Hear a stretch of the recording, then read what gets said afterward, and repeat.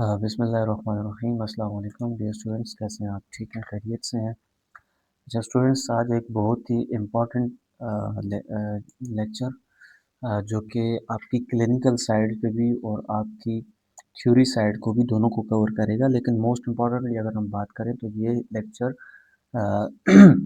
आपके clinical side पे है। जब आप हॉस्पिटल में होते हैं तो आपको आईवी फ्लूइड्स प्रिस्क्राइब होते हैं, ठीक है? तो कौन सा आईवी फ्लूइड्स कितने टाइप्स के होते हैं और फिर कौन सा फ्लूइड हम किस पर्पस के लिए यूज़ करते हैं, कौन सा फ्लूइड हम किस चीज़ के लिए इंडिकेशन है और कौन सा फ्लूइड किस चीज़ में कंट्रा इंडिकेटेड है। तो ये बहुत ही इम्पोर्टेंट स्टूडेंट लेक्चर है। हमारी जितनी भी नर्सिंग की बेस है वो इन्हीं फ्लूइड्स के साथ होती है। तो फ्लूइड्स की जितनी भी टाइप्स हैं वो हम सारी इसके अंदर कवर करते हैं। तो सबसे पहले हम आईवी फ्लूइड्स की बात करते हैं। आईवी फ्लूइड्स होती क्या हैं? अच्छा, पहले हम ऑब्जेक्टिव्स को देखते हैं। मैं पॉइंटर सेलेक्ट कर लूँ। ओके, तो सबसे पहले हम जो है वो आईवी फ्लूइड के बारे में पढ़ेंगे। आईवी फ्लूइड्स क्या होते हैं, हम पर्पसेस ऑफ आईवी फ्लूइड देखेंगे कि आईवी फ्लूइड हम क्यों देते हैं। देन इसके बाद क्लासिफिकेशन ऑफ आईवी फ्लूइड्स देखेंगे कि आईवी फ्लूइड्स कितनी क्लासिफिकेशंस के होते हैं, कितनी क्लासेस होती है इसके अंदर, और फिर इसकी हम सब टाइप्स देखेंगे कि टाइप्स के आगे कितनी टाइप्स हैं।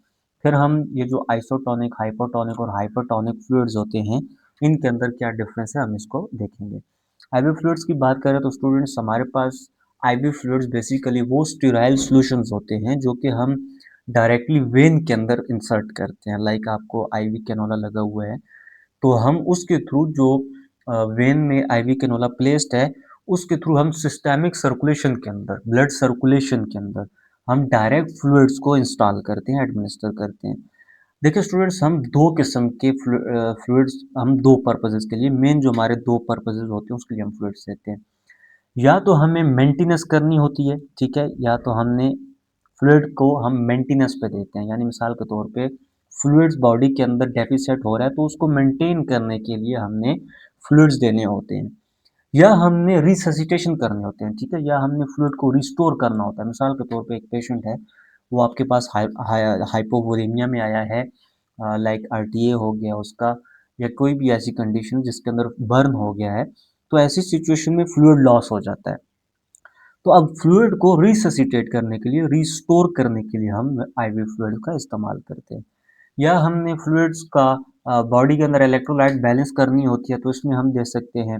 मेडिकेशन की डाइल्यूशन के लिए हम आईवी फ्लूइड्स का इस्तेमाल कर सकते हैं। न्यूट्रिएंट्स के लिए जिस तरह आप टीपीएन वगैरह देखते हैं, डेक्सट्रोस लाइन वगैरह देखते हैं, तो उसके लिए हम देते हैं। या हमने ब्लड सर्कुलेशन को सपोर्ट करना हो, लाइक बीपी ड्रॉप कर रहा है तो बीपी को मैनेज करने के लिए हम जो है वो फ्लूइड्स का इस्तेमाल करते हैं। अब पर्पसेस ऑफ फ्लूइड्स को देखें स्टूडेंट्स, तो हमारा जो फ्लूइड को एक जो मेन पर्पस होता है, दो हमने मैं पहले डिस्कस कर लिए, या तो हम मेंटेनेंस डोज देते हैं या हम रिससिटेशन डोज देते हैं। अब अगर मिसाल के तौर पे फ्लूइड को हमने रिप्लेस करना है, लाइक अगर कोई ऐसा पेशेंट है जिसको वोमिटिंग हो गई है या डायरिया हो रहा है या उसको ब्लीडिंग हो गई है, आरटीए वगैरह हो गया है, या उसको बर्न हो गया, तो बर्न के अंदर आपको पता है इंट्रावास्कुलर से एक्स्ट्रावास्कुलर के अंदर फ्लूइड मूव करता है। सो उस वजह से बॉडी के अंदर बहुत ज़्यादा हाइपोवोलेमिया हो जाता है। तो ऐसी सिचुएशन के अंदर हम आईवी फ्लूइड्स का इस्तेमाल करते हैं।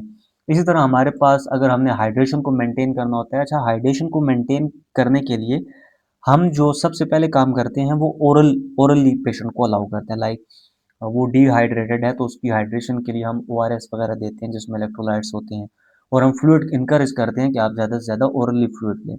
लेकिन अगर पेशेंट ओरली कंप्रोमाइज्ड है, ठीक है, वो ओरली फ्लूइड नहीं दे सकता, कोई जीआईटी प्रॉब्लम है या अनकॉन्शियस पेशेंट है, तो फिर ऐसे पेशेंट के अंदर हम जो है वो रिहाइड्रेशन को इंश्योर करने के लिए हम आईवी फ्लूइड्स पे जाते हैं। इसके अलावा हम इलेक्ट्रोलाइट अगर इम्बैलेंस हो गए हैं, इलेक्ट्रोलाइट को बैलेंस करने के लिए, रीबैलेंस करने के लिए हम आईवी फ्लूइड्स देते हैं। अब कौन से आईवी फ्लूइड्स देते हैं ये आगे हम इसकी टाइप में पढ़ेंगे, ठीक है। अगर मिसाल के तौर पे ब्लड वॉल्यूम लॉस हो गया तो उसको रिस्टोर करने के लिए शॉक, आपको पता है ना, जब हमारे पास बीपी बहुत ज़्यादा ड्रॉप हो जाता है, हमारे जो वाइटल ऑर्गन्स है, लाइक हमारे जो ब्रेन है, लंग्स है, लिवर है, किडनी है, इवन हार्ट है, तो उसको इनफ ब्लड नहीं मिलता। तो टाइप्स ऑफ शॉक में आपको पता है, एनाफाइलेक्टिक शॉक है, हाइपोवोलेमिक शॉक है, कार्डियोजेनिक शॉक है, न्यूरोजेनिक शॉक है। तो इन सारे शॉक में ब्लड प्रेशर डाउन हो जाता है, बीपी डाउन हो जाता है। तो उसको रिस्टोर करने के लिए हम ब्लड वॉल्यूम को इंक्रीज करते हैं ताकि शॉक से पेशेंट प्रिवेंट हो। आरटीए अगर रोड ट्रैफिक एक्सीडेंट के साथ पेशेंट है तो उसमें भी ब्लीडिंग बहुत ज़्यादा लॉस हो जाती है, तो उसको भी हम मेंटेन करते हैं फ्लूइड से। हाइपोवोलीमिया के साथ है, किसी भी सिचुएशन की वजह से आरटीए है, चाहे चाहे बर्न की वजह से है, किसी भी वजह से है, हाइपोवोलीमिया है, तो उसमें हम रिस्टोर करने के लिए आईवी फ्लूइड्स का इस्तेमाल करते हैं। इसके अलावा अगर हमने टीपीएन देना हो, टोटल पेरेंटल न्यूट्रिशन, अगर कोई पेशेंट कोमाटोज है तो जाहिर सी बात है हम उसको ओरली नहीं दे सकते, तो उसको हम टीपीएन पे रखते हैं। इसके अलावा डेक्सट्रोस लाइन हमने देनी होती है कैलोरीज वगैरह को मेंटेन करने के लिए, एनर्जी को मेंटेन करने के लिए हाइपोटोनिक सॉल्यूशंस का इस्तेमाल करते हैं हम डेक्सट्रोस लाइन में। इसके अलावा हमने अगर मेडिकेशन एडमिनिस्टर करनी हो तो उसके लिए भी हम आईवी फ्लूइड्स देते हैं। Classification of students, ivy fluids की बात करें तो मोस्ट इंपॉर्टेंट हमारे पास 3 किस्म के आईवी फ्लूइड्स होते हैं पूरी वर्ल्ड में, ठीक है। इसमें जो क्रिस्टोलाइड्स होते हैं, कोलॉइड्स होते हैं और ब्लड प्रोडक्ट्स होते हैं, इनके अंदर बहुत ही क्लियर डिफरेंस होता है। क्रिस्टोलाइड्स का स्टूडेंट मतलब ये होता है वो फ्लूइड जिसकी जो डाइल्यूशन है वो प्लाज्मा फ्लूइड की तरह हो। जिस तरह इलेक्ट्रोलाइट्स उसके अंदर होते हैं, जिस तरह बायोलॉजिकल कंपोनेंट उसके अंदर होते हैं, उसी तरह की सेम केमिस्ट्री अगर हम प्लाज्मा और फ्लूइड की मेंटेन कर लें तो ऐसे फ्लूइड्स को हम क्रिस्टलाइट्स कहते हैं। मिसाल के तौर पे हमारे पास नॉर्मल स्लाइन हो गया, रिंगल लैक्टेट हो गया, ग्लूकोज स्लाइन्स वगैरह हो गई, तो ये सारे सॉल्यूशंस हमारे पास क्रिस्टलॉइड्स के अंदर आते हैं और इनका जो मॉलिक्यूलर साइज होता है ये बहुत कम होता है और ये इंट्रावास्कुलर से एक्स्ट्रावास्कुलर के अंदर मूव कर सकते हैं। फिर हम कोलॉइड की बात करें तो कोलॉइड में हमारे पास जो है वो हैवी फ्लूइड्स आते हैं, यानी जिनका जो मॉलिक्यूलर साइज होता है वो ज़्यादा होता है, वो बड़ा होता है और वो इंट्रावास्कुलर फ्लूइड्स को मेंटेन करते हैं, इंट्रावास्कुलर वॉल्यूम को इंक्रीज करते हैं, एक्सपेंड करते हैं। तो ऐसे फ्लूइड्स को हम कोलॉइड फ्लूइड्स कहते हैं। अभी अगर आपको समझ नहीं भी आ रहा तो हम जब इनको वन बाय वन डिस्कस करेंगे आपको क्लियर हो जाएगा। मैं जस्ट सरसरी से यहाँ पे आपको इंट्रो दे रहा हूँ। ब्लड प्रोडक्ट्स की बात करें तो जब आप ब्लड ट्रांसफ्यूजन करते हैं, ब्लड ट्रांसफ्यूजन की भी हमारे पास 4-5 किस्म की टाइप्स है कि कौन सी ट्रांसफ्यूजन हम करते हैं और किस पर्पस के लिए करते हैं, तो वो भी हम आगे पढ़ते हैं। क्रिस्टलाइड फ्लूइड्स की स्टूडेंट बात करते हैं तो ये आप यहाँ पे देख सकते हैं कि हम स्टेराइल वाटर के अंदर जो है वो स्मॉल मॉलिक्यूल्स को डाइल्यूट कर देते हैं, उसके अंदर डाल देते हैं। तो अब ये जो मॉलिक्यूल्स होते हैं ये स्मॉल मॉलिक्यूल्स होते हैं और ये इजीली हमारी ब्लड वेसल से हमारे टिश्यूज के अंदर ये मूव कर सकते हैं। लेट्स सपोज ये हमारे पास ब्लड वेसल है और ये हमारे पास जो है वो दूसरे इंटरस्टिशियल स्पेसेस हैं या इंटरस्टिशियल टिश्यूज है हमारे पास। तो अगर हम बाहर से इंजेक्ट करते हैं ब्लड वेसल के अंदर इन फ्लूइड्स को तो ये कैपिलरीज के अंदर से ये इंटरस्टिशियल फ्लूइड्स के अंदर जा सकते हैं, ट्रेवल कर सकते हैं, ठीक है। अब उसमें हमारे पास नॉर्मल स्लाइन आ सकता है, हमारे पास रिंगल लैक्टेट आता है और डेक्सट्रोज स्लाइन आता है। मोस्ट इंपॉर्टेंट हमारी जो नर्सिंग के अंदर जो फ्लूइड इस्तेमाल होते हैं वो यही 3 फ्लूइड इस्तेमाल होते हैं। बाकी जो फ्लूइड इस्तेमाल होते हैं उनका वो भी इस्तेमाल होते हैं लेकिन वो कम इस्तेमाल होते हैं। तो सबसे पहले हम नॉर्मल स्लाइन की बात करें तो सिंपल जो वाटर होता है, स्टेराइल वाटर होता है, उसके अंदर 2 बायोलॉजिकल कंपोनेंट्स को उसके अंदर डाल दिया जाता है जिसमें हमारे पास एक सोडियम होता है और एक हमारे पास क्लोराइड होता है। NaCl जिसको हम कहते हैं। अब ये स्टीराइल वाटर के अंदर डाल दिया जाता है तो उसको सिंपली हम नॉर्मल स्लाइन कह देते हैं। अब नॉर्मल स्लाइन हमारे पास 3 किस्म की होती है, ठीक है। एक हमारे पास आइसोटोनिक होती है, हाइपोटोनिक होती है और हाइपरटोनिक होती है। आइसोटोनिक का मतलब ये है स्टूडेंट्स कि वो सॉल्यूशन जिसकी कंपोजिशन ब्लड प्लाज्मा की कंपोजिशन के साथ मैच करती है उसको हम आइसोटोनिक फ्लूइड कहते हैं। यानी कि अगर हम बात करें तो जो सोडियम है वो अगर ब्लड के अंदर 135 से 145 MeQ है तो उसी तरह का फ्लूइड ऐसा हम लेते हैं फ्लूइड जिसके अंदर वही सेम कंसंट्रेशन ऑफ सोडियम पाई जाए। ऐसे फ्लूइड को हम आइसोटोनिक फ्लूइड्स कहते हैं। आपने एक वर्ड सुना होगा ओस्मोलैरिटी का, ठीक है। यानी कि ब्लड की जो ओस्मोलैरिटी होती है, जो उसकी कंसंट्रेशन होती है वो 355 के इक्वल राउंड अबाउट होती है। तो अगर कोई ऐसा फ्लूइड है जिसकी ओस्मोलैरिटी, जिसकी कंसंट्रेशन प्लाज्मा की कंसंट्रेशन, ब्लड की कंसंट्रेशन के इक्वल है तो उसको हम आइसोटोनिक सॉल्यूशन कहते हैं। अगर कोई ऐसा फ्लूइड है जिसकी ब्लड कंसंट्रेशन ओस्मोलैरिटी ब्लड ओस्मोलैरिटी से कम है उसको हम हाइपोटोनिक सॉल्यूशन कहेंगे। और अगर कोई ऐसा फ्लूइड है जिसकी कंसंट्रेशन, जिसकी ऑस्मोलैरिटी ब्लड कंसंट्रेशन से, ब्लड ऑस्मोलैरिटी से ज्यादा है, तो उसको हम हाइपरटोनिक सॉल्यूशंस कहेंगे। तो आइसोटोनिक सॉल्यूशंस का हम इस्तेमाल कब करते हैं? जब हमें फ्लूइड को मेंटेन करना होता है, मेंटेनेंस के लिए हम देते हैं। अगर फ्लूइड बहुत ज़्यादा लॉस हो गया है, तो चूंकि सोडियम, अब देखिए हमारे पास जो आइसोटोनिक सॉल्यूशन में आता है वो 0.9% लाइन आती है, हाइपोटोनिक के अंदर 0.45 इसका हाफ हो जाता है, और फिर हाइपरटोनिक के अंदर 3% भी आती है, 5% भी आती है, 7% भी आती है, 10% भी आती है। तो जितना आप उसको इंक्रीज लेकर जाना चाहें। अगर हम एक पेशेंट, मैं स्टूडेंट्स आपको यहाँ पे एक कंसेप्चुअल बात बताता हूँ, एक ऐसा पेशेंट आपके पास आता है जो ब्लड प्रेशर ड्रॉप के साथ आता है, उसका ब्लड प्रेशर कम है, उसको हाइपोवोलेमिया है, तो हाइपोवोलेमिया की वजह से ब्लड प्रेशर उसका कम है। तो आप क्या करोगे? आप उसको आइसोटोनिक दोगे, हाइपरटोनिक दोगे, हाइपरटोनिक दोगे? आप पहले कोशिश करोगे कि उसको हम हाइपरटोनिक सॉल्यूशन दें, क्योंकि हाइपरटोनिक सॉल्यूशन की वजह से ब्लड, क्योंकि सोडियम का जितना अंदर लेवल इंक्रीज होगा तो उतनी ज्यादा फ्लूइड की रिटेंशन होगी। तो फ्लूइड जब रिटेंशन होगी तो हाइपोवोलेमिया से पेशेंट निकलकर नॉर्मल की तरफ आएगा, होम्योस्टेसिस की अंदर तरफ आएगा, और ब्लड प्रेशर उसका स्टेबल हो जाएगा। लेकिन कभी भी आपने लो ब्लड प्रेशर वाले पेशेंट के लिए मैक्सिमाइज हाइपरटोनिक सॉल्यूशंस का इस्तेमाल नहीं करना होता, लाइक 5% है, 7% है, 10% है। तो ये बहुत ज़्यादा साल्टी होते हैं, ये इनके अंदर बहुत ज़्यादा सोडियम होता है। तो अगर हमने इन हाइपरटोनिक सॉल्यूशन का इस्तेमाल कर लिया पेशेंट के अंदर, हाइपोवोलेमिया के अंदर, तो फिर ये फ्लूइड इम्बैलेंसिंग हो जाएगी, इलेक्ट्रोलाइट इम्बैलेंसिंग हो जाएगी, सोडियम की ब्लड के अंदर कंसंट्रेशन बहुत ज़्यादा बढ़ जाएगी, तो वो एक न्यू इश्यू क्रिएट हो जाएगा। तो इस वजह से हम सबसे पहले तो प्रेफर करते हैं कि हम आइसोटोनिक सॉल्यूशन का इस्तेमाल करें, 0.9% जो नॉर्मल साइन होती है। लेकिन अगर बीपी बहुत ज़्यादा ड्रॉप कर रहा है, उसके साथ साथ हमारे पास हाइपोनेट्रीमिया है, सोडियम का लेवल बहुत ज़्यादा कम है, तो फिर हम 3% सॉल्यूशन पेशेंट को एडमिनिस्टर कर सकते हैं। ठीक है। इसके बाद हम इंडिकेशन की बात करें कि नॉर्मल साइन को हम कहाँ-कहाँ पे दे सकते हैं। तो अगर फ्लूइड को रिससिटेट करना है, ठीक है, फ्लूइड लॉस हो गया तो उसको हम रिससिटेट करते हैं, रिस्टोर के लिए हम इसको दे सकते हैं। हाइपोवोलेमिया, ब्लड का वॉल्यूम बहुत ज़्यादा कम हो गया तो उसमें हम यूज़ कर सकते हैं। ब्लड प्रेशर लॉस हो गया, हाइपोटेंशन है तो उसमें भी हम यूज़ कर सकते हैं। डिहाइड्रेशन है तो डिहाइड्रेशन में भी हम यूज़ कर सकते हैं, लेकिन पहले मैंने आपको बताया कि अगर हम उसको ओरली, वो पेशेंट स्टेबल है तो ओरली हम उसको देंगे ओआरएस वगैरह, फ्लूइड वगैरह। लेकिन अगर वो ओरली कंप्रोमाइज़ है तो फिर हम उसको डिहाइड्रेशन की प्रिवेंशन के लिए आईवी फ्लूइड्स चलाएँगे। Shock, any type of shock है पेशेंट को, कार्डियोजेनिक है, एनाफाइलेक्टिक शॉक है, हाइपोवोलेमिक शॉक है, किसी कौन कौन सा भी, कोई सा भी शॉक है, तो उसमें हम फ्लूइड्स का इस्तेमाल कर सकते हैं नॉर्मल साइन का। आईवी फ्लूइड की डाइल्यूशन के लिए, लाइक आप मेडिसिन है, मिसाल के तौर पे आप पेशेंट को एडवाइस है 500 mg सेफ्ट्रक्सोन, तो आप उसकी जो डाइल्यूशन करते हैं 100 ml नॉर्मल साइन प्लेटिक्स के अंदर, तो उसमें आप जो है वो उसको डाइल्यूट करके दे सकते हैं।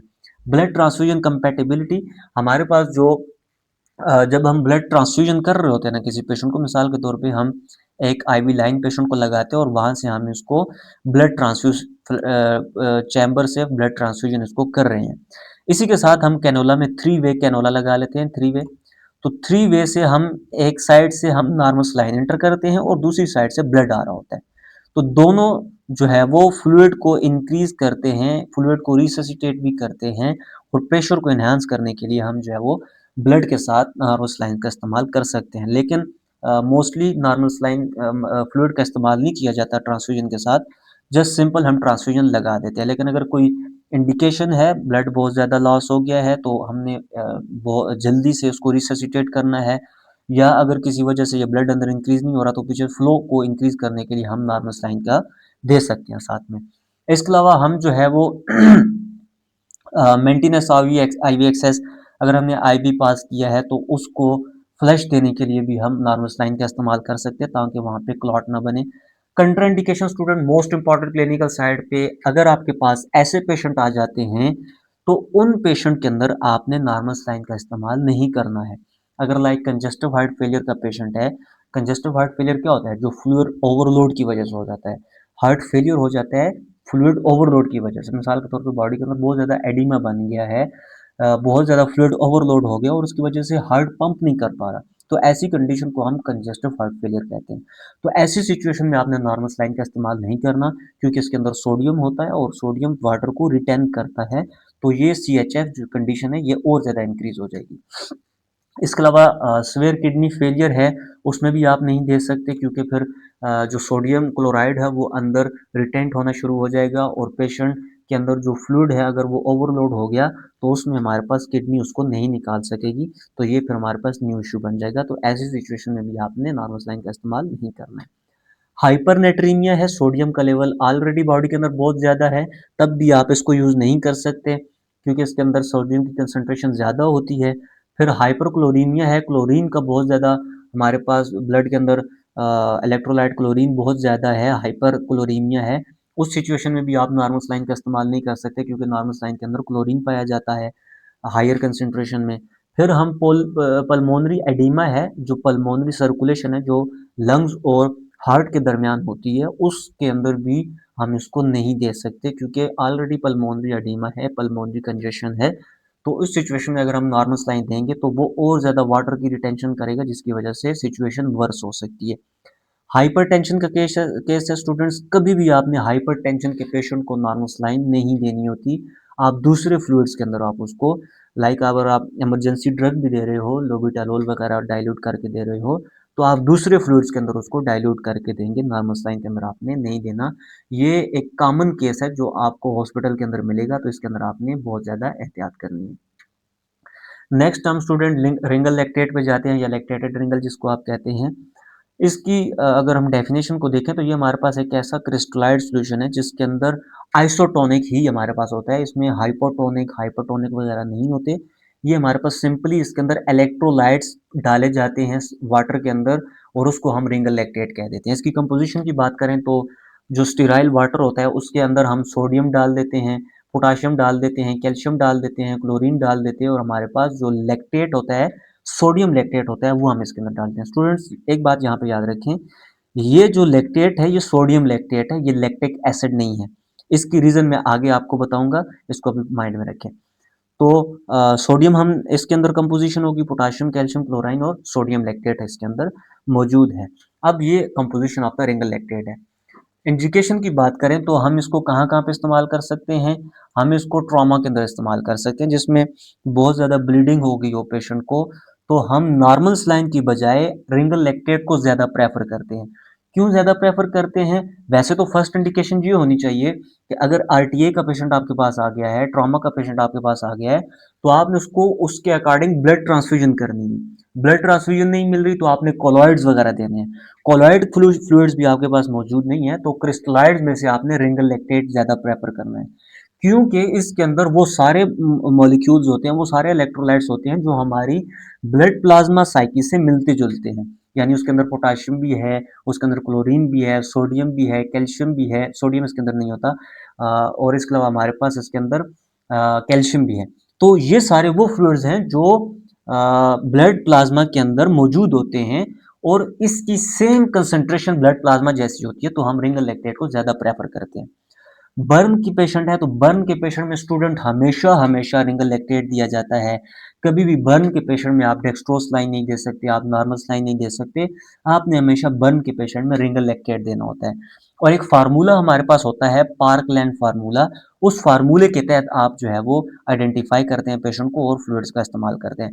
और वो फार्मूला हमारे पास क्या है? 4 multiply body weight in KG multiply total body surface burn area. यानी रूल 9 अप्लाई करके आप सरफेस सरफेस एरिया देखते हो ना, कि बॉडी का कितना सरफेस एरिया जला हुआ है। अगर मिसाल के तौर पे हम एग्जांपल के तौर पे बात कर लेते हैं, 10% एरिया पेशेंट का जला हुआ है, उसको आपने अब कैसे देखना है? और पेशेंट का वेट है मिसाल के तौर पे 40 KG, 4 multiply 40 is equal to हमारे पास कितना बन गया? 160 बन गया। 160 को 10 से मल्टीप्लाई किया तो हमारे पास ये बन गया 1600। ठीक है, इतना ही बनता है ना। तो 1600 हमारे पास लेट्स सपोज फ्लूइड बन गया। तो अब आपने इसको चलाना कैसे है? 24 हावर के अंदर आपने इसको देना होता है। अब 24 हावर में मजीद आपने सेपरेशन करनी होती है। 8 हावर के अंदर आपने आधा फ्लूइड देना होता है। लाइक अगर 1600 आ रहा है तो 800 फ्लूइड हम 8 घंटे के अंदर अंदर पेशेंट को दे देंगे। नेक्स्ट 16 जो हावर्स होंगे उसके अंदर हम रिमेनिंग हाफ फ्लूइड चला देंगे। वो जितना भी फ्लूइड पेशेंट का बनता है, आधा फ्लूइड हम पहले 8 घंटों में देंगे और आधा फ्लूइड हम रिमेनिंग 16 हावर में देके पेशेंट का, इसको हम लोडिंग डोज कहते हैं। ये हम पेशेंट को लोड करते हैं सारा फ्लूइड 24 हावर्स के अंदर, और 24 हावर्स के बाद हम मेंटेनेंस डोज वगैरह स्टार्ट कर लेते हैं। फिर अगर पेशेंट सर्जिकल पेशेंट है, प्री ऑपरेटिव केयर है, पोस्ट ऑपरेटिव केयर, उसमें आप लिंगल लैक्टेट का इस्तेमाल कर सकते हैं। अगर पेशेंट जीआई कंप्रोमाइज के साथ आया है, डायरिया उसको बहुत ज़्यादा है, वोमिटिंग है, तो उस सिचुएशन में आप रिंगल लैक्टेट का इस्तेमाल कर सकते हैं, बल्कि करना चाहिए आपको। डायरिया के अंदर आप इसी को ही इस्तेमाल करते हैं। अगर वोमिटिंग है तो उसमें आप नॉर्मल सलाइन इस्तेमाल कर सकते हैं, लेकिन अगर डायरिया है तो आपने स्पेसिफिकली रिंगल लैक्टेट इस्तेमाल करना होता है, क्योंकि डायरिया के अंदर हमारे पास जितने भी इलेक्ट्रोलाइट्स होते हैं, जो स्मॉल इंटेस्टाइन से एब्जॉर्प्शन जिनकी होती है, तो अब डायरिया के अंदर वो एब्जॉर्प्शन नहीं होती, तो वो जो इलेक्ट्रोलाइट्स होते हैं वो ऐसे ही चले जाते हैं बॉडी से स्टूल के थ्रू। तो फिर उसको री बैलेंस करने के लिए हम रिंगल लैक्टेट इस्तेमाल करते हैं। मेटाबॉलिक एसिडोसिस अगर पेशेंट को है तब आप इसको दे सकते हैं। स्टूडेंट्स, मैंने आपको पहले एक वर्ड बताया है सोडियम लैक्टेट, उसका कंसेप्ट यहाँ पे है। देखें, अगर लैक्टिक एसिड की बात करें तो आप कहेंगे कि जी मेटाबॉलिक एसिडोसिस है तो हम लैक्टिक एसिड, और अगर उसके अंदर पाया जाता है तो फिर हम कैसे देंगे? तो मैंने आपको पहले क्लियर किया है, उसमें लैक्टिक एसिड नहीं है, उसमें सोडियम लैक्टेट है, लैक्टेट सोडियम। अब वो जो लैक्टेट सोडियम है या सोडियम लैक्टेट है, वो बफर सिस्टम होता है, वो ब्लड की पीएच को इंक्रीज करता है, बफर साइड पे लेकर जाता है, अल्कोलोसिस की तरफ लेकर जाता है। तो अगर मेटाबॉलिक एसिडोसिस है तो आप रिंगल लैक्टेट को इसके अंदर इस्तेमाल कर सकते हैं। डिहाइड्रेशन है तो उसमें भी आप इसको इस्तेमाल कर सकते हैं। अगर इसके साथ साथ, अगर डिहाइड्रेशन में पहले तो आपने नॉर्मल सलाइन को प्रेफर करना है। अगर फ्लूइड बहुत ज़्यादा लॉस हो गया है और उसके साथ साथ पेशेंट को इलेक्ट्रोलाइट्स भी कम हो गए हैं, तो फिर आपने प्रेफर करना है रिंगल लैक्टेट को। कंट्राइंडिकेशन की बात करें तो हाइपरकैलेमिया में आप, अच्छा स्टूडेंट्स, यहाँ पे एक वर्ड है हाइपरकैलेमिया। हाइपरकैलेमिया का क्या मतलब होता है कि जब ब्लड के अंदर पोटेशियम का लेवल इंक्रीज हो जाता है, तो फिर आप क्या करोगे? आप लिंगर लैक्टेट दे सकते हो या नहीं दे सकते? स्टूडेंट, अगर सीवियर हाइपरकैलेमिया है और आपके पास पेशेंट ऐसा है कि ना आप उसको नॉर्मल सलाइन दे सकते हो, ना आप उसको डेक्सट्रोज सलाइन दे सकते हो, लाइक वो हाइपरटेंशन का पेशेंट है या और किसी डिजीज के साथ है, तो फिर आप रिंगल लैक्टेट उसमें दे सकते हो। रिंगल लैक्टेट सेफ है। लेकिन इसको मैंने हाइपर कंट्राइंडिकेशन में इस वजह से डाला है कि पहली प्रायोरिटी आपके पास नॉर्मल सलाइन या डेक्सट्रोज सलाइन होना चाहिए। लेकिन अगर पेशेंट को किसी वजह से आप दूसरे फ्लूइड्स नहीं दे सकते, तो फिर आप इसमें हाइपरकैलेमिया के पेशेंट में भी आप इसको इस्तेमाल कर सकते हैं। अब अगर आप मुझसे एक सवाल ये करें कि हाइपरकैलेमिया में तो पहले से पोटेशियम का लेवल इंक्रीज है, और अगर हम बाहर से सोडियम दे रहे हैं, रिंगल लैक्टेट दे रहे हैं, तो उसमें भी पोटेशियम का लेवल है, तो पोटेशियम का लेवल पहले से बॉडी के अंदर ज़्यादा है और आप दोबारा से कह रहे हो कि पोटेशियम हम रिंगल लैक्टेट दे सकते हैं। तो स्टूडेंट्स, मैं अगर आपको जो एग्जांपल दूं, लेट्स सपोज ये एक जार है आपके पास, ये दूसरा जार है, इसके अंदर ब्लड पड़ा हुआ है जिसके अंदर 5 MEQ आपके पास पोटेशियम मौजूद है। और अगर इसकी बात करें, ये दूसरा जार है जिसके अंदर सोडियम रिंगल लैक्टेट है, जिसमें 4 MEQ पोटेशियम होता है। रिंगल लैक्टेट में 4 MEQ पोटेशियम होता है, ठीक है। तो अब देखें, अगर हम इस ब्लड के अंदर ये लेस कंसंट्रेशन वाला फ्लूइड इसके अंदर हम दे रहे हैं, तो ओवर द हमारे पास जब रिजल्ट आएगा, डाइल्यूशन, टोटल डाइल्यूशन, मिसाल के तौर पे ये 3 लीटर है और ये हम 2 लीटर डाल रहे हैं, तो जब 5 लीटर की कंपोजिशन को हम देखेंगे, 5 लीटर की डाइल्यूशन को हम देखेंगे, तो उसमें पोटेशियम का लेवल कम होगा, ज्यादा नहीं होगा। ज्यादा तो तब होगा कि ये फ्लूइड, ब्लड का फ्लूइड पहले से उतना ही हो और बाहर से हम डायरेक्ट पोटेशियम इंजेक्ट कर रहे हो, लेकिन हम डायरेक्ट पोटेशियम नहीं इंजेक्ट कर रहे, हम तो फ्लूइड इंजेक्ट कर रहे हैं, हम रिंगल लैक्टेट इंजेक्ट कर रहे हैं। तो रिंगल लैक्टेट में अगर 1 लीटर है तो उसमें 4 MEQ के हिसाब से पोटेशियम है, तो पोटेशियम के साथ साथ तो फ्लूइड भी अंदर जा रहा है, तो फ्लूइड जब अंदर जा रहा है तो वो इसका फ्लूइड का वॉल्यूम भी इंक्रीज कर रहा है, पोटेशियम तो बढ़ रहा है लेकिन वॉल्यूम ऑफ ब्लड भी इंक्रीज हो रहा है। तो उस वजह से हमारे पास जो टोटल डाइल्यूशन आ जाएगी, उसमें पोटेशियम का लेवल कम होगा, या मेंटेन होगा या कम होगा, लेकिन इंक्रीज नहीं होगा। सो हाइपरकैलेमिया के अंदर रिंगल लैक्टेट सेफ है, आप दे सकते हैं।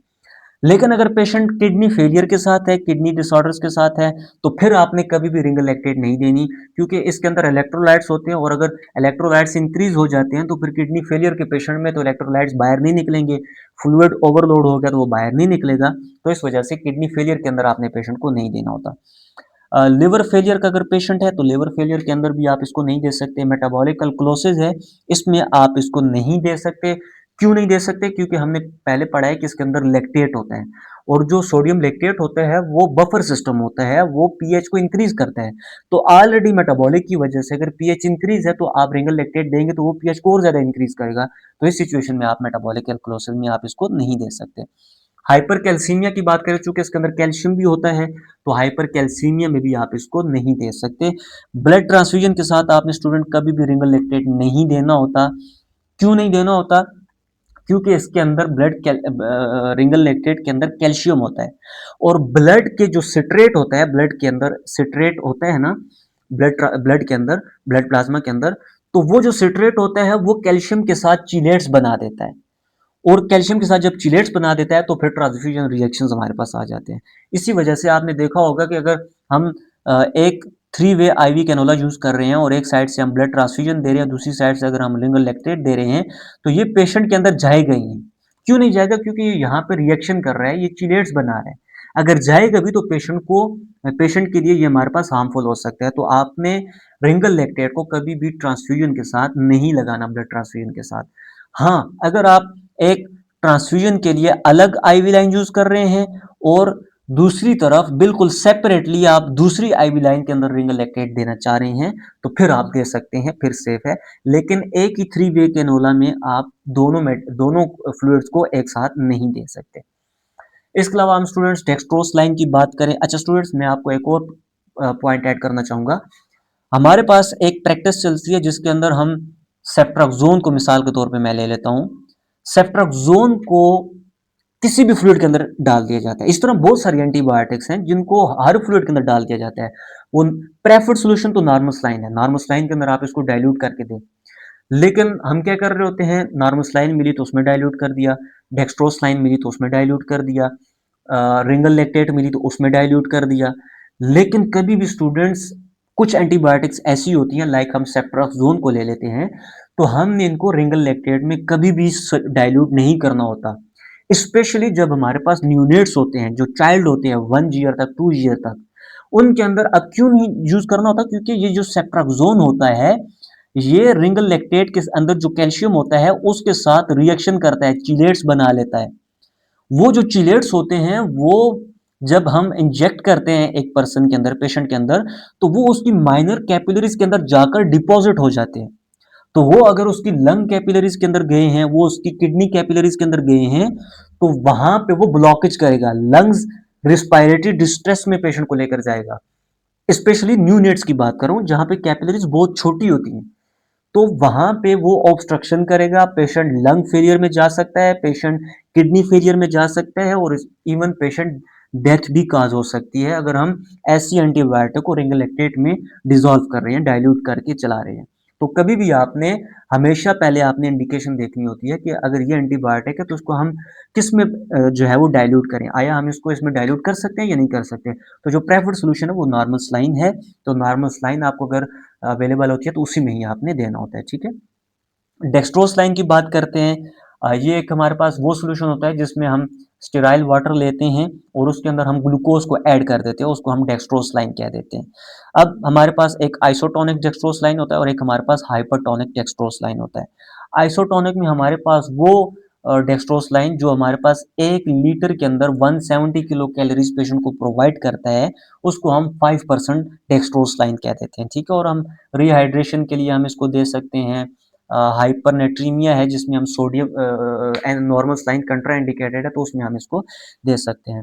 अगर हाइपरटोनिक की बात करें तो हम ये मोस्टली इमरजेंसीज के अंदर यूज करते हैं, लाइक 10% है, 15% है, 25% है, और इवन अब 50% में भी अवेलेबल है। तो हाइपोग्लाइसीमिया, अगर मिसाल के तौर पे इमरजेंसी के अंदर आपको हाइपोग्लाइसीमिया का पेशेंट मिलता है, तो उसमें आपने ये हाइपरटोनिक इम्प्यूज डायरेक्ट आप उसको ओरली भी दे सकते हैं, इंजेक्टेबल फॉर्म में भी दे सकते हैं। अगर हाई कैलोरी रिक्वायरमेंट है पेशेंट को तो उसमें भी आप दे सकते हैं। और अगर न्यूनेटल, अगर जो बिल्कुल 1 मंथ का बच्चा है उसको ग्लूकोज थेरेपी देनी है तो उसमें भी आप हाइपरटोनिक का इस्तेमाल कर सकते हैं। कोलॉइड्स के अंदर हम स्टूडेंट जाते हैं क्योंकि ये हमारे पास इतने ज़्यादा वो नहीं है, यूजेबल नहीं है, तो हम इनको इतने डिटेल में डिस्कस नहीं करेंगे, बट जो इनका मेन कंसेप्ट है वो हम यहाँ पे समझेंगे। कोलॉइड्स हमारे पास वो स्टूडेंट्स फ्लूइड्स होते हैं जो कि लार्ज मॉलिक्यूल्स होते हैं, इनके अंदर जो मॉलिक्यूलर साइज होता है वो ज़्यादा होता है, बड़ा होता है।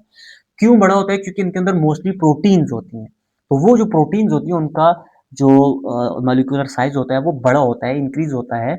उस वजह से ये जो कोलॉइड फ्लूइड्स होते हैं ये इंट्रावास्कुलर स्पेसेस के अंदर ही रहते हैं, ये एक्स्ट्रा वास्कुलर के अंदर नहीं जा सकते। मिसाल के तौर पे ये मैं आपको एक ये मिसाल के तौर पे एक वेन है, बाहर से आपने कोलॉइड्स दिए, तो अब ये जो आगे कैपिलरी है, ये कैपिलरीज के अंदर से ये बाहर मूव नहीं कर सकते हैं, क्योंकि इनका मॉलिक्यूलर साइज इंक्रीज होता है, बड़ा होता है। इनके अंदर मोस्टली प्रोटीन्स होती हैं, तो वो यहाँ से एस्केप नहीं कर सकते। तो अगर हमने पेशेंट का हाइपोवोलेमिया ट्रीट करना है, तो हमारे पास जो फ्लूइड ऑफ चॉइस होते हैं वो हमारे पास कोलॉइड फ्लूइड्स होते हैं, ठीक है। इसके अलावा हम ये जो हमारे पास, ठीक है, वो ये हमने बात कर ली है, कैपिलरी से ये पास नहीं हो सकते, ब्लड वेसल के अंदर ही रहते हैं। इसके अलावा स्टूडेंट ये हमारे पास मोस्ट इंपॉर्टेंट, हमारे पास ऑनकोटिक प्रेशर को मेंटेन करके रखते हैं। ऑनकोटिक प्रेशर क्या होता है? दो प्रेशर होते हैं ना हमारे पास, एक हाइड्रोस्टेटिक होता है, एक ऑनकोटिक होता है। हाइड्रोस्टेटिक प्रेशर ये जो वेसल के अंदर से ब्लड जो है वो ये वेसल की वॉल पे प्रेशर लगाता है, उसको हम हाइड्रोस्टेटिक प्रेशर कहते हैं। और ऑनकोटिक प्रेशर कौन सा होता है कि ये जो एल्ब्यूमिन वगैरह प्रोटीन्स होती हैं इस ब्लड के अंदर, ये इस फ्लूइड को वापस इंट्रावास्कुलर लेकर आते हैं या इंट्रावास्कुलर को अंदर ही रहने देते हैं, बाहर नहीं जाने देते। तो अगर ऐसी सिचुएशन है जिसके अंदर पेशेंट को हाइपोवोलेमिया है, तो हम ऑनकोटिक प्रेशर को मेंटेन करने के लिए हम ये एल्ब्यूमिन वगैरह देते हैं, ये प्रोटीन देते हैं, ये कोलॉइड फ्लूइड देते हैं, ताकि जो इंट्रावास्कुलर फ्लूइड है वो इंक्रीज हो, पेशेंट का बीपी स्टेबल हो और पेशेंट शॉक वगैरह में ना जाए, मल्टी ऑर्गन फेलियर की तरफ ना जाए। इसके अलावा स्टूडेंट्स हमारे पास ये प्लाज्मा फ्लूइड वॉल्यूम एक्सटेंडर है। जाहिर सी बात है, ये हमारे पास प्रोटीन्स होती हैं, तो ये प्लाज्मा वॉल्यूम को एक्सटेंड करती हैं। क्लोराइड फ्लूइड्स की हम जो है वो क्लासिफिकेशन को देखिए, हमारे पास दो किस्म के आते हैं, एक हमारे पास नेचुरल आते हैं और एक हमारे पास सिंथेटिक आते हैं। नेचुरल की बात करें तो जिसमें हमारे पास एल्ब्यूमिन 5% आता है और 25% आता है। 5% को हम हाइपोवोलेमिया में, बर्न के केसेस में हम दे सकते हैं, लेकिन अगर 25% की बात करें तो अगर सीवियर किस्म का हाइपो एल्ब्यूमिनिया है, जो एल्ब्यूमिन का लेवल है ब्लड के अंदर, प्लाज्मा के अंदर, वो बहुत ज़्यादा कम हो गया है, तो उस सिचुएशन में हम मेंटेन करने के लिए एल्ब्यूमिन का लेवल, हम जो है वो एल्ब्यूमिन 25% दे देते हैं। अगर एसाइटीज़ हैं, एसाइटीज़ यानी एब्डोमेन के अंदर फ्लूइड बहुत ज़्यादा जो है वो बन गया है, तो उस फ्लूइड को रिमूव करने के लिए, एडिमा को रिमूव करने के लिए, चूँकि ये ऑनकोटिक प्रेशर को स्टेबल करता है, मेंटेन करता है, तो जो बाहर फ्लूइड होता है उसके अंदर ये एल्ब्यूमिन हम देते हैं और ये एसाइटीज़ वगैरह को जो है वो मेंटेन करता है, एसाइटिस से प्रिवेंट करता है। इसके अलावा हमारे पास सिंथेटिक की बात करें तो डेक्स्ट्रेन 40 आता है, डेक्स्ट्रेन 70 आता है, और ये हम प्लाज्मा वॉल्यूम एक्सपेंशन के लिए इस्तेमाल करते हैं। ग्लैटिन सॉल्यूशन हमारे पास आता है जिसमें हमारे पास ये हीमासेल वगैरह आ जाते हैं। तो अगर ट्रॉमा की कंडीशन है, सर्जरी की कंडीशन है, तो चूँकि जो हीमासेल होता है या जो ग्लैटिन सॉल्यूशंस होते हैं, इनके अंदर वही सारे इलेक्ट्रोलाइट, वही सारी प्रोटीन्स डाली जाती हैं जो ब्लड प्लाज्मा के अंदर होती हैं। तो उस सिचुएशन में फिर अगर ब्लड ट्रांसफ्यूजन हमारे पास नहीं है तो फिर हम इनका सेफली यूज़ कर सकते हैं इन सिचुएशंस में। हाइड्रोक्सीथाइल स्टार्च है हमारे पास, ठीक है। ये भी हमारे पास सिंथेटिक फॉर्म है और हम इसको हाइपोस्फीयर किस्म के हाइपोवोलेमिया के अंदर हम यूज़ करते हैं। लिमिटेड यूज़ है लेकिन हम इसको यूज़ कर सकते हैं।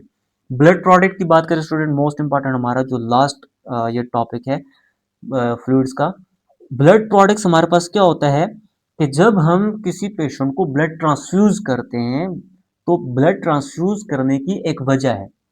हर ब्लड ट्रांसफ्यूजन की जो टाइप्स मैं आगे आपको बताऊंगा, तो हम अपनी-अपनी रीज़न पे ब्लड ट्रांसफ्यूजन करते हैं। मिसाल के तौर पे किसी बंदे के एचबी डाउन हो गए हैं, एनीमिया के अंदर चला गया है, हेमोलाइटिक एनीमिया है, किसी वजह से भी एनीमिया है, तो उसमें हम जो है वो पैक्ड आरबीसी ट्रांसफ्यूज़ करते हैं।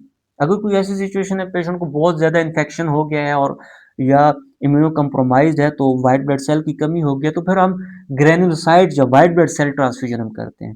तो इसी तरह हमारे पास आगे मैं आपको बताऊँगा 4-5 किस्म की टाइप्स हैं, वहीं पे एक्सप्लेन करेंगे। यहाँ पे सिंपली मैं आपको ये चीज़ बता दूँ कि ब्लड प्रोडक्ट हमारे पास वो प्रोडक्ट होती हैं जिसमें एक बंदे से हम ब्लड लेते हैं और उसी के ग्रुप के दूसरे बंदे को हम जो है वो चला देते हैं। अब चूँकि ब्लड के अंदर ऑक्सीजन कैरिंग कैपेसिटी होती है, जो हीमोग्लोबिन होते हैं आरबीसी, उसको रिस्टोर करने के लिए हम दे सकते हैं, ब्लड वॉल्यूम को इंक्रीज करने के लिए अगर हाइपोवोलेमिया है तो उसमें हम दे सकते हैं, क्लॉटिंग फैक्टर की किसी पेशेंट में क्लॉटिंग डिसऑर्डर है तो उसमें हम दे सकते हैं, अगर प्लेटलेट डेफिशिएंसी है तो उसमें भी हम इसको दे सकते हैं। इसके अलावा जो ये ब्लड प्रोडक्ट है ये दूसरे फ्लूइड से कैसे डिफरेंस है, तो चूंकि इसके अंदर लिविंग सेल मौजूद होते हैं, लाइक हम आरबीसी की बात करते हैं, वाइट ब्लड सेल की बात करते हैं, प्लेटलेट्स की बात करते हैं, तो ये हमारे पास लिविंग सेल है। तो हम एक बंदे से दूसरे बंदे के अंदर लिविंग सेल विद प्लाज्मा हम जो है वो दे सकते हैं, इसमें दूसरों से ये डिफरेंस है इसका। टाइप्स ऑफ ब्लड प्रोडक्ट की बात करें तो एक हमारे पास होल ब्लड होता है, ठीक है। होल ब्लड में बेसिकली सारे के सारे कंपोनेंट्स पाए जाते हैं, उसमें वाइट ब्लड सेल, उसमें रेड ब्लड सेल, उसमें प्लेटलेट्स, उसमें क्लॉटिंग फैक्टर्स, उसमें फाइब्रिनोजेंस, उसमें इलेक्ट्रोलाइट्स, उसमें एंटीबॉडीज, हर चीज उसके अंदर मौजूद होती है। यानी सिंपल एक बंदे से हमने ब्लड लिया और उसी बंदे के ग्रुप का दूसरे बंदे को हमने वो ब्लड ट्रांसफ्यूज कर दिया, उसको हम होल ब्लड ट्रांसफ्यूजन कहते हैं। दूसरी हमारे पास होती है पैक्ड आरबीसी, यानी कि पैक्ड आरबीसी में हम ब्लड लेते हैं एक बंदे से और उसके अंदर से हम रेड ब्लड सेल निकाल लेते हैं और दूसरे बंदे को इंजेक्ट कर देते हैं आरबीसी। तो ऐसी ट्रांसफ्यूजन को हम कहते हैं पैक्ड आरबीसी ट्रांसफ्यूजन, ठीक है। अगर किसी बंदे का हीमोग्लोबिन बहुत ज़्यादा कम हो गया है तो उस सिचुएशन में एनीमिया है, हेमोलाइटिक एनीमिया है, तो किसी वजह से भी बोन मैरो की वजह से एनीमिया है, या हमारे पास ये जो थैलेसीमिया के पेशेंट होते हैं, इन सारी सिचुएशन में हम पैक्ड आरबीसी ट्रांसफ्यूजन करते हैं, ठीक है। एफएफपी की बात करें तो हमारे पास फ्रेश फ्रोजन प्लाज्मा होता है जिसमें हमारे पास बेसिकली क्लॉटिंग फैक्टर्स डाले जाते हैं। तो कोई ऐसा पेशेंट है जिसको हमने क्लॉटिंग प्रॉब्लम से जो है वो प्रिवेंट करना है, ट्रीट करना है, तो उसमें हम एफएफपी दे सकते हैं। इसमें बेसिकली हम प्लाज्मा इंजेक्ट करते हैं, इसमें ब्लड सेल्स नहीं होते, जस्ट प्लाज्मा होता है। तो प्लाज्मा के अंदर इलेक्ट्रोलाइट्स, ये क्लॉटिंग फैक्टर्स वगैरह सारे इसके अंदर आ जाते हैं, ठीक है। प्लेटलेट्स की बात करें तो अगर कोई ऐसा पेशेंट है, लाइक हमारे पास कोई डेंगू का पेशेंट है, तो डेंगू के पेशेंट में आपको पता है प्लेटलेट बहुत ज़्यादा कम हो जाते हैं। तो ऐसी सिचुएशन में अगर मिसाल के तौर पे 20,000 यूनिट से ब्लड, ये जो प्लेटलेट्स होते हैं ये कम हो जाएं तो फिर हम ब्लड प्लेटलेट ट्रांसफ्यूजन करते हैं, ठीक है। फिर हमारे पास last type of blood transfusion जिसमें क्रायोप्रेसिपिटेट आ जाते हैं।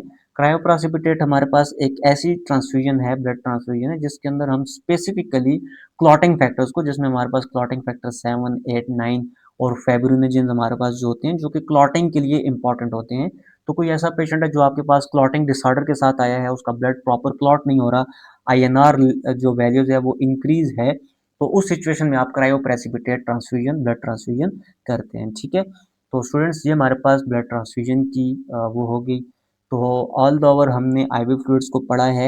आईवी फ्लूइड्स की अगर हम समरी की बात करें तो हमारे पास 3 किस्म के आईवी फ्लूइड्स हैं, क्रिस्टलाइड्स हैं, कोलॉइड्स हैं और ब्लड ट्रांसफ्यूजन है। क्रिस्टलाइड्स हमारे पास वो सॉल्यूशंस होते हैं जिनके अंदर जो मॉलिक्यूलर साइज होता है वो बहुत कम होता है और वो इंट्रावास्कुलर से एक्स्ट्रावास्कुलर के अंदर ट्रेवल कर सकते हैं, और उसकी हमारे पास कॉमन टाइप में नॉर्मल स्लाइन, रिंगल लैक्टेट और हमारे पास आ जाता है डेक्सट्रोस लाइन, ठीक है। और इसकी इंडिकेशन, कंट्राइंडिकेशन हमने पढ़ ली है। इसके साथ हमारे पास क्लॉइड्स हमने पढ़े हैं। क्लॉइड के अंदर हमारे पास वो मॉलिक्यूल, वो ब्लड सेल, वो प्रोटीन्स जिनका मॉलिक्यूलर साइज ज़्यादा होता है, वो फ्लूइड्स जिनके अंदर प्रोटीन्स होते हैं और उनका मॉलिक्यूलर साइज ज़्यादा होता है और वो इंट्रावास्कुलर से एक्स्ट्रावास्कुलर नहीं जा सकते, तो ऐसे फ्लूइड्स को हम कोलॉइड फ्लूइड कहते हैं। और थर्ड में हमने ब्लड ट्रांसफ्यूजन पढ़ी है। ब्लड ट्रांसफ्यूजन की 5 टाइप्स हमने पढ़ी हैं। एफएफपी पढ़ी है, पैक्ड आरबीसी पढ़ी है, होल ब्लड पढ़ा है, क्रायोप्रेसिपिटेट पढ़ा है, ठीक है। और हमने पांचवी कौन सी टाइप पढ़ी है, प्लेटलेट ट्रांसफ्यूजन हमने पढ़ी है। तो ये 5 किस्म की ट्रांसफ्यूजन हम ब्लड प्रोडक्ट में दे सकते हैं। आई होप सो स्टूडेंट्स ये आपके लिए बेनिफिट रहा होगा लेक्चर। चूँकि ये क्लिनिकली जो है वो बहुत ज़्यादा इम्पॉर्टेंट है, क्लिनिकली इसके बहुत ज़्यादा यूजेस हैं, तो क्लिनिकल प्रैक्टिस के लिए ये आपके लिए बहुत इंपॉर्टेंट लेक्चर है। आई होप सो ये आपको समझ आया होगा। इंशाल्लाह मिलते हैं नेक्स्ट वीडियो लेक्चर में, तब तक के लिए अल्लाह हाफ़िज़।